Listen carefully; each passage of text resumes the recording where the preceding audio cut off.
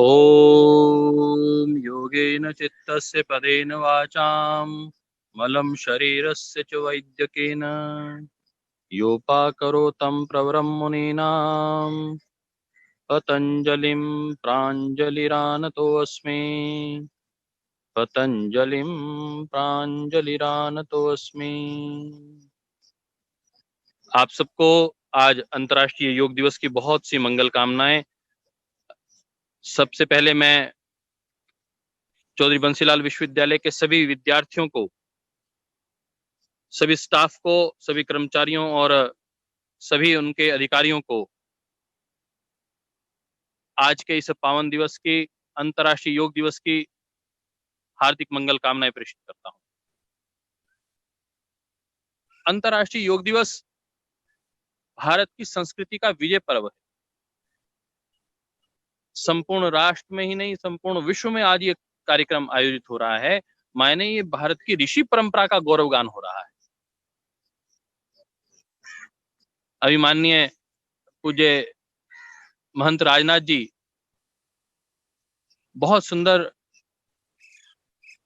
योग के विषय में अपना गंभीर चिंतन रख रहे थे कि आज पूरा विश्व ही एक घोंसला है, एक परिवार है, एक सामान्य कुटुंब है। देखिए, भारत में कोरोना नहीं फैला, परंतु क्योंकि पूरा विश्व एक परिवार है, परिवार के एक व्यक्ति को होगा तो पूरे परिवार को होगा। यह संकल्प, यह संकेत देता है कि चीन में होने वाला वायरस कैसे पूरे विश्व को प्रभावित कर गया, क्योंकि वहां के लोग यहाँ नहीं आए, परंतु जो लोग वहां पर थे वो जहां जहां पहुंचे वहां संक्रमण पहुंचा। तो ये इस भाव को हम ध्यान में रख लें कि योग हमारे जीवन में जीवंतता लाता है, उत्साह लाता है, प्रेरणा लाता है, प्रेम लाता है, भक्ति लाता है। योग की जो ये त्रिवेणी है, ज्ञान योग, भक्ति योग और कर्म योग, इस त्रिवेणी को हमें समझना होगा। ज्ञान योग मायने हमारा हेड, भक्ति योग मायने हमारा हार्ट और कर्म योग मायने हमारा हाथ। 3H, we have to purify our 3H, our head, our heart and our hands. हमारा मनसा वाचा कर्मणा हम ठीक हों, पवित्र हों।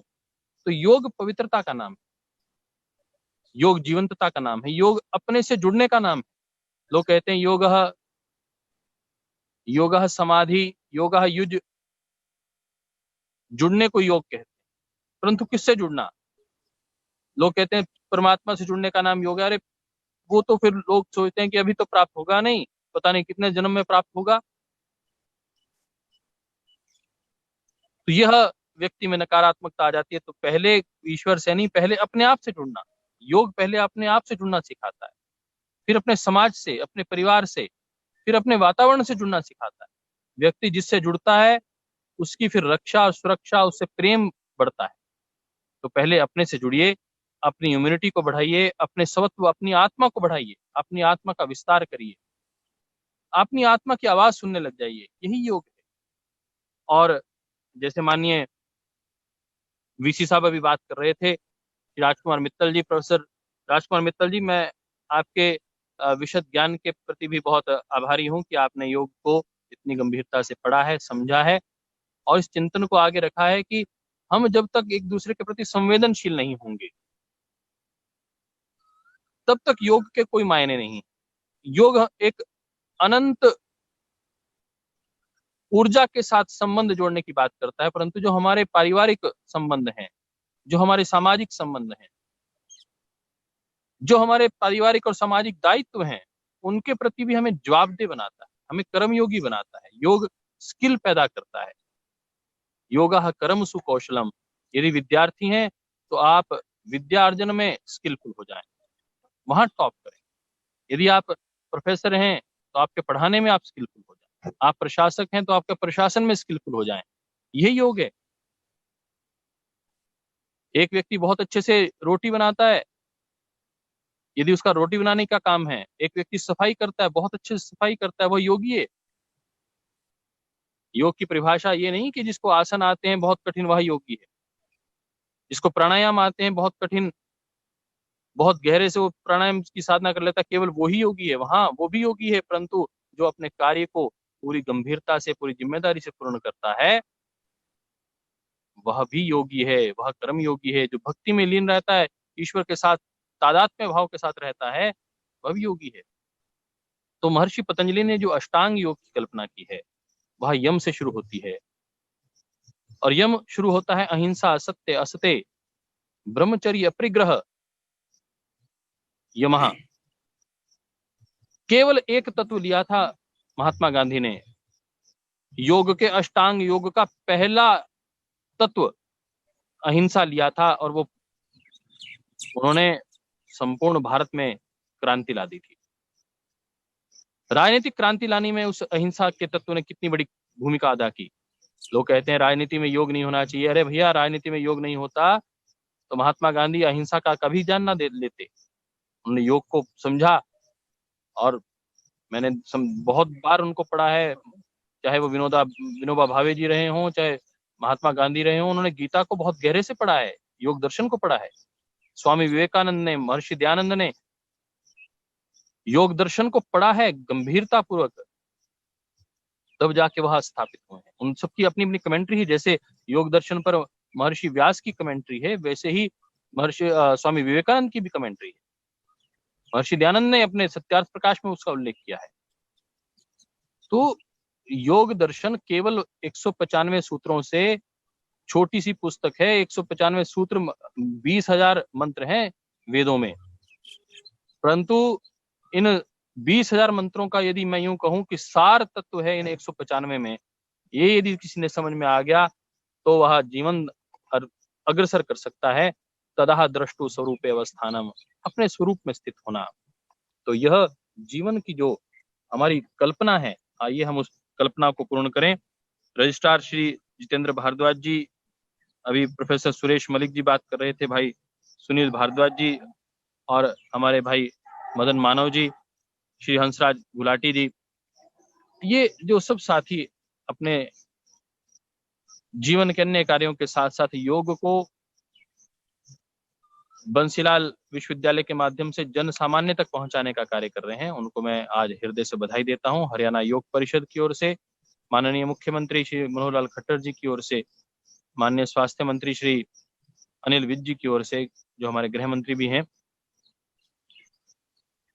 और शिक्षा मंत्री महोदय की ओर से, मैं आप सबसे एक निवेदन करना चाह रहा था कि आप योग को केवल मात्र सुने नहीं, उसको साथ साथ करें भी।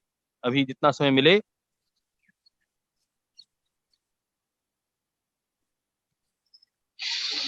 जो आपकी पिक्चर वीडियो में दिखाई दे वो योग करते हुए दिखाई दे।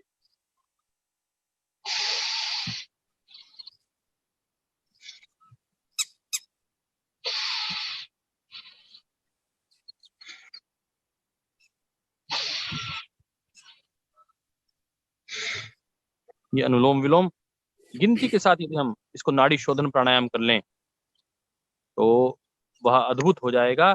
आइए हम योग को जीवन में लेकर आएं, आचरण में लेकर आएं। और योग परिषद निरंतर आपके साथ जुड़कर, कल माननीय मुख्यमंत्री जी से चर्चा हुई है, हम विश्वविद्यालयों में 3 महीने का एक कोर्स लेकर योग वॉलंटियर्स जो थे उनको अब एक 3 महीने का कोर्स करवाकर उन्हें कार्य में लगाएंगे। ऐसी भी योजना बनी है, उसमें आपका विश्वविद्यालय भी आगे आए। ऐसी मंगल कामनाओं के साथ आपके योग विभाग को विशेष रूप से साधुवाद देते हुए, जिन्होंने ऐसा स्तुत्य प्रयास किया है। और पुनः माननीय कुलपति महोदय श्री प्रोफेसर राजकुमार मित्तल जी का मैं हृदय से आभार ज्ञापित करता हूँ। वह इसी प्रकार राजकुमार हैं तो यही राजयोग भी है, अष्टांग योग को ही राजयोग कहते हैं। तो आप राजयोगी बने और निरंतर इस योग के मार्ग को अपने जीवन में अपनाते हुए योग प्राणायाम ध्यान करते हुए आगे बढ़ें। मैं कह रहा था यम, नियम, आसन, प्राणायाम, प्रत्याहार, धारणा, ध्यान, समाधि, ये जो 8 अंग हैं, इसे ही महर्षि व्यास ने कहा योगः समाधि। समाधि मतलब कि इन 7 अंगों को पार कर आप 8वें अंग तक भी पहुंचे। हम हर व्यक्ति समाधि में जाते हैं, हर व्यक्ति जिसने उपलब्धि प्राप्त की है वो कभी न कभी छोटी समाधि में जाता ही जाता है। समाहित होने हुए बिना तो कोई व्यक्ति कोई व्यक्तिगत उपलब्धि भी नहीं कर सकता। आइए हम दिव्य रूपांतरण के लिए उस समाधि के समय को थोड़ा सा बढ़ाएं और एकाग्र हो जाएं। PHC को मैं बार बार कहा करता हूं, आज मैंने 3H बताया। और ऐसे ही महर्षि पतंजलि कहते हैं क्रिया योग के विषय में, तप स्वाध्याय ईश्वर प्रणिधानानि क्रिया योगः। तप स्वाध्याय और ईश्वर के जप को हम निरंतर अपने जीवन में अपनाएं, ये योग है। हम कहते हैं PHC, प्योरिटी, हैप्पीनेस और कंसंट्रेशन, इन 3 शब्दों को किसी भी काम के साथ आपने जोड़ दिया, you have to join these purity, your happiness and concentration to the thoughts, with your emotions, with your actions, with your mind. This is called yoga. That's all from my side. Again, I'm congratulating all of you on this eve of on the day of International Day of Yoga 2020. Many congratulations again to all of you. Pranam.